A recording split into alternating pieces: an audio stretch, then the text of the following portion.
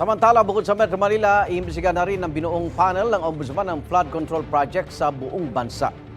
Ang problema nga lang daw ng Ombudsman, kulang sila sa tauhan at pasilidad. May unang balita si Bernadette Reyes.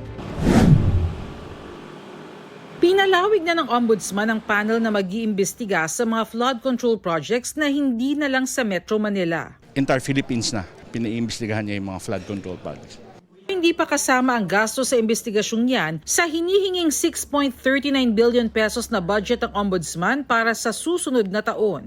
Tinapat din ito ang Committee on Appropriations na kulang sila ng mga tauhan at pasilidad, lalo't may 700 pang nakabinbin na fact-finding cases sa Ombudsman. Medyo cramped kami sa office. The more manpower, mas speed up ang investigation, preliminary fact-finding, field investigation, and everything. Ang gusto nating mangyari, kung ano man yung mga kaso at kung ano man yung mga rekomendasyon na ipapasa ng independent commission na ito sa Office of the Ombudsman ay mabilis po nila na maaaksyonan. Bukod sa pagkakaroon ng mga karagdagang empleyado, mga abogado at bagong gusali, nais ng Office of the Ombudsman na magkaroon ng budget para sa isang cybercrime laboratory na makatutulong sa kanilang mga investigasyon. Hindi pa masabi ng Ombudsman kung may mga opisyal na masususpinde kaugnay ng flood control projects.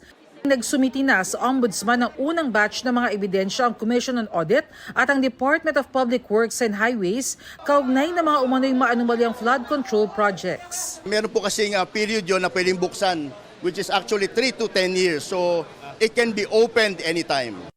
Kabilang sa natukoy na ghost projects ang isang proyekto ng Wawaw Builders na nagkakahalaga ng 151 million pesos. May ebidensya rin ng COA laban sa contractor na St. Timothy Construction Company para sa dalawang ghost flood control project na may halagang 135 million pesos. Nakitaan din ng ebidensya na ghost project ang 55.7 million contract ng Sims Construction Trading na pinuntahan ng Pangulo sa Baliwag, Bulacan. Ito ang unang balita, Bernadette Reyes para sa GMA Integrated News. Igan, mauna ka sa mga balita, mag-subscribe na sa GMA Integrated News sa YouTube para sa iba't ibang ulat sa ating bansa.